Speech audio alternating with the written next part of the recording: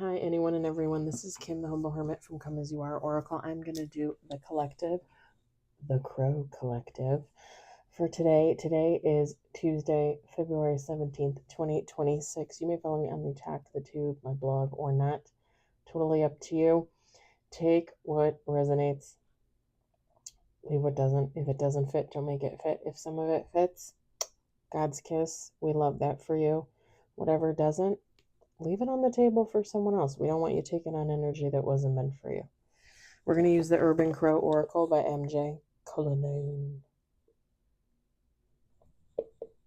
I probably have like salad in my teeth. I just ate dinner. I hope everybody had a good Tuesday. One on the table. That was fast. That was fast. Two on the table.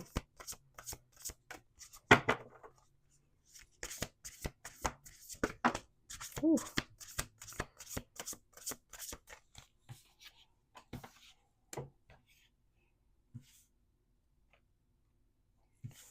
We got four on the table.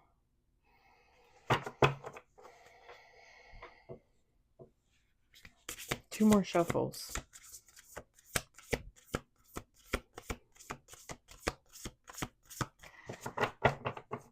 Oh, I got stuff all over me, I just realized. I'm like looking in the screen and I'm like, what is all over me? I should have changed before I got on here, but I did not think about it. Okay, well, that's weird.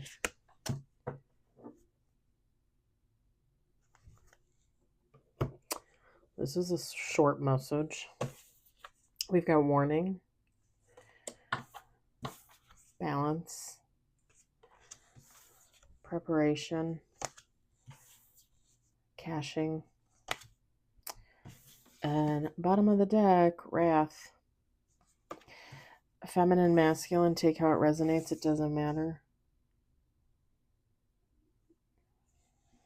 Something is going to throw off somebody's balance. Something like, not even necessarily like, not even like technically like your like it's not going to like, let me say it like this. I don't think it's technically gonna like hit somebody personally. Take how it resonates. It gives the energy of like you're going, okay, let me mm-hmm. let me give you a little fake scenario here. Let's say you're at work, right? And you're going about your day and doing your job, whatever the case, whether you work in retail, whether you work in an office, whether you work in a warehouse, fast food, whatever, it doesn't matter. You're going about your day doing your thing. And all of a sudden, one of your coworkers comes up to you and says, "Hey, did you hear about Tom and Betsy?" And you're like, "What about Tom and Betsy?" "Well, they went to HR. Betsy is accusing Tom of sexual harassment."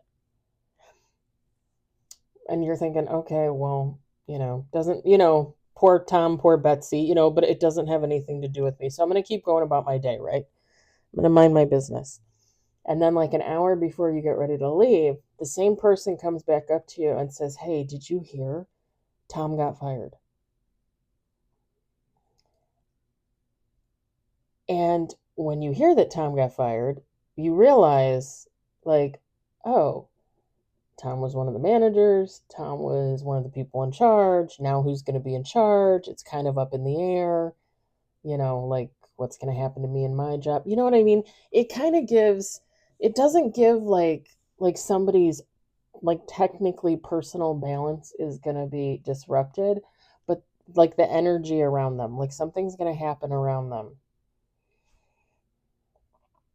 And I think with the warning and the preparation, like it's just saying, hey, be aware that something might happen. And there's something hidden in the situation, right? So like if you use my same scenario, Tom and Betsy go to HR. Betsy accuses Tom of sexual harassment. Tom gets fired. There's something that was hidden there, right? Like maybe you didn't know that this was happening. Maybe you didn't look at Tom that way. But maybe, let's say 3 months later, you overhear somebody talking to Betsy, and Betsy says, "Oh, yeah, that was a lie. I just made that up." It gives the energy of like somebody's environment being disrupted. There's some type of backstory to it. There's some type of hidden story, some type of hidden lie, something like that. And I think it's really gonna throw somebody for a loop, and it's really gonna, I don't want to say like it's gonna cause chaos like in your life or in the person's life, right? But they're just again, they're just gonna feel like it's somehow unbalanced them. Maybe more like maybe emotionally or mentally, or like again, if you use the same scenario that I used, what if you're friends with Tom, and then you find out he gets fired for sexual harassment, and you don't know how to feel, right? Because you thought you were friends with Tom, you liked Tom, you didn't realize he was like that. Like it's going to kind of throw somebody for a loop. And I with the Wrath card, I feel like kind of the same thing. Like if this is more of a group scenario, like something within a community, something within a family, something within a friend circle, again, coworkers, I think it's gonna kind of put some people at odds. So again, if I use the same scenario, it would be like people that were for Tom, people that were for Betsy, and now they're going to be, no, he sexually harassed her. And people for Tom are going to be like, but I know him. I've known him for 30 years. He would never do that. It's like there's going to be a butting of heads. And you could bring that down to a more personal level, like one-on-one, like one person against one person. Um, or again, it could be like a group, a community, something like that.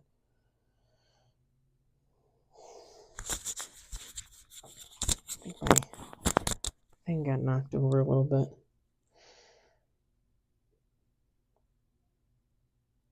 And I'm just going to say this too, because I'm going to say this from the example, right? But again, you can liken it to pretty much anything.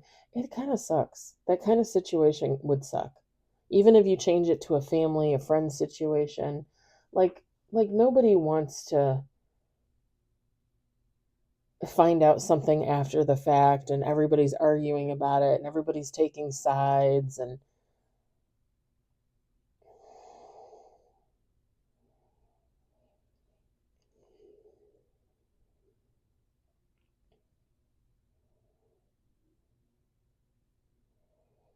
I'm just going to say this too, like with my scenario, right? Like I said that a few months later, they overhear Betsy talking to someone else, and Betsy says, "Oh no, I lied. I made the whole thing up. He didn't sexually harass me." That's another thing. Like that could be like the lie, the secret that comes to light that causes issues, right?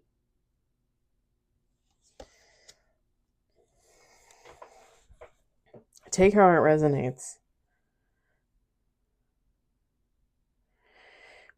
And again, I don't think it's necessarily going to disrupt someone's life personally. If this resonates for you, I don't think it's really gonna disrupt your life personally, other than the fact that you might feel some type of way about it, like having to take a side, or if you're just the type of person that looks at it from all angles, and you can see the different perspectives.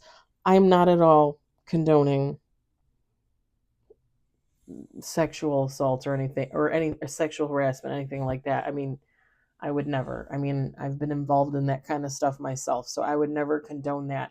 It's just, I mean, let's just be honest. In those cases, it's a he said, she said. Unless somebody actually has proof, a phone call, a videotape, a text message, that kind of thing. It really is just he said versus she said. I mean, I worked in retail long enough. I worked I've worked at my other job long enough to know, like if I wanted to accuse somebody of harassment, I better have something to back that up. Because when I go to HR and I complain, you know, however bad this might sound, it's my word against theirs. And the odds are is I'm just going to HR and nothing's going to happen. That person's going to keep their job. I'm going to have my job. And, you know, unless I have some type of evidence, I look like a troublemaker.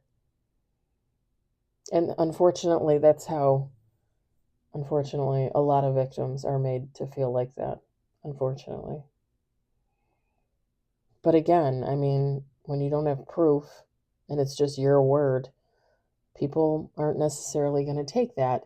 And the sad thing is if you look at it from the other's perspective, you're talking about somebody's job, you're talking about somebody's life.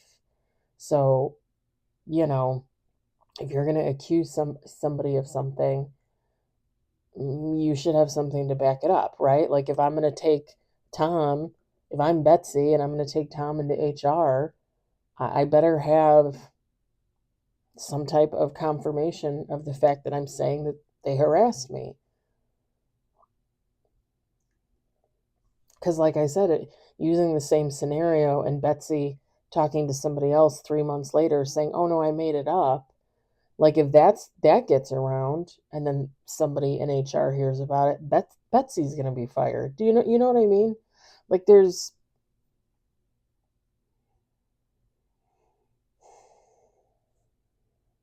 that was just my example, by the way.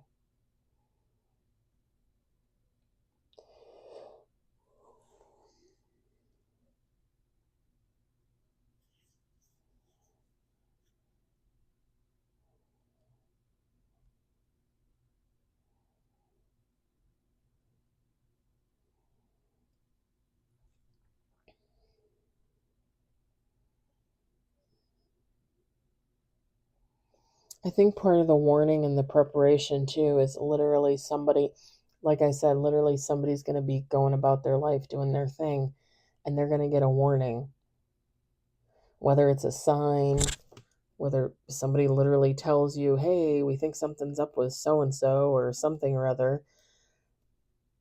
And then somebody's going to have to kind of like, okay, well, like, let me, kind of get myself into that mental space where this might happen, that kind of thing.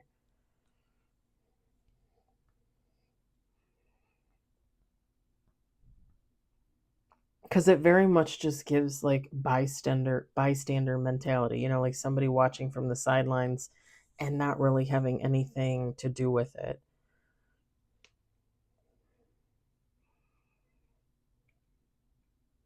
And it's who if this resonates for you, like you would be the balanced one. Like you're watching from the outside, watching all the shenanigans, right? Whatever it is, and you're just standing there like, seriously, like is this what we're doing now? And it's kind of funny because even me at my job, my 9 to 5, um, we have issues in our department, and it's funny because I always say the same damn thing. Can people just not come to work, do their job, and go home? Like, why do people have to get in other people's business? Why do people have to rat people out to the bosses for stupid stuff? Just go to work, do your work, and go home. That's what you get paid for.